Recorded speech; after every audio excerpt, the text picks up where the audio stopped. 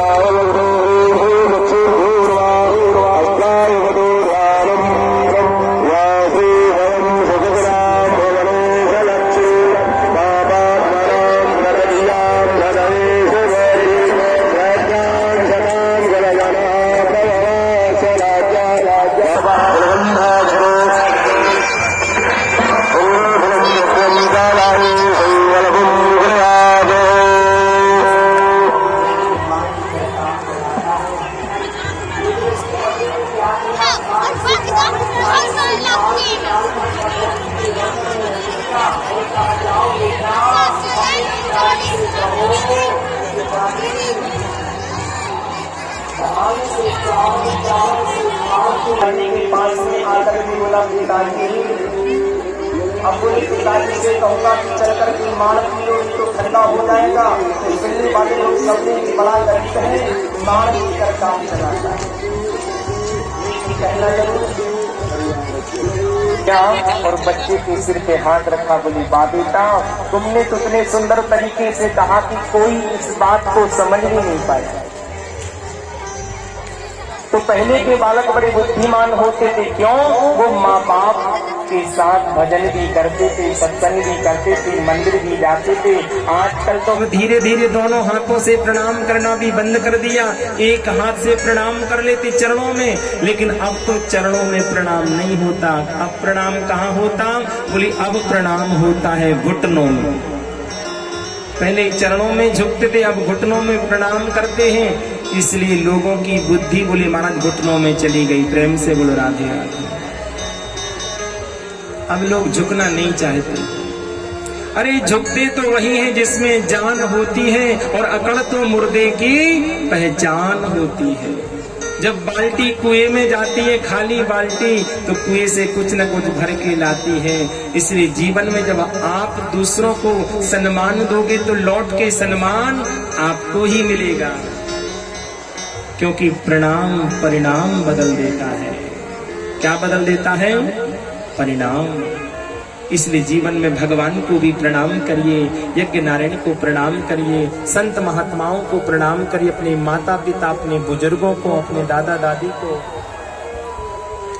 अपने से जो आयु में बड़े हैं उनको प्रणाम करिए, तो जीवन में बहुत तरक्की करेंगे। प्रेम से बोलो राधे राधे। तक राज्य किया और ध्रुव जी महाराज 36,000 वर्ष तक राज्य करते भगवान के धाम को गए महाराज, वैकुंठ लोक को महाराज विमान आया है।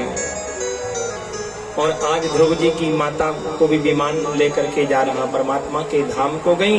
इस प्रकार से सुखदेव जी महाराज ने कथा बताई भक्तों की। बोलो भक्त वत्सल भगवान की जय। परीक्षित ने कहा बोले भगवान हमने सुना भगवान देवताओं का पक्ष लेते हैं और दैत्यों को मारते रहते हैं, क्या दैत्य राक्षस भगवान के बच्चे नहीं? भगवान देवताओं का पक्ष लेते हैं और दैत्यों को मारते रहते हैं, ऐसा क्यों? बोले देखो ऐसी बात नहीं। जब हम भगवान की शरण में चले जाते हैं, भगवान न किसी को मारते हैं न किसी को बचाते। जो व्यक्ति जैसा कर्म करता भगवान इसको वैसा फल देते हैं। शिशुपाल ने 100 गालियां भगवान को गिन करके दी। भगवान के सुदर्शन चक्र ने महाराज 100 गाली पार करते ही शिशुपाल का सिर धड़ से अलग कर दिया। तो अन्यायी राजा मरे तो नींद भर सोई से अलग कर दिया। भगवान की अंगुली से रक्त निकलने लगा। तमाम पटरानियां बैठी थी, दास दासियां बैठी थी, सभी लोग महाराज भगवान की पटरानी इधर उधर भागने लगी। क्यों? क्योंकि अंगुली पे कपड़ा लपेट दे, रक्त निकल रहा है। लेकिन वहां पर द्रौपदी महारानी बैठी थी। द्रौपदी महारानी ने जैसे ही देखा कि भगवान की अंगुली से रक्त निकल रहा है, बड़ी बेशकीमती साड़ी को पहने थी, बड़ी जड़ीदार, बड़ी महंगी, लेकिन तनिक मन में विचार नहीं किया और बेशकीमती साड़ी के पल्लू को फाड़ दिया और भगवान की अंगुली में लपेट दिया। शोक सत्य भामा की ओर रोई रुक्मणी धाय, आंगन को पट खोजती पटरानी अकुलाय।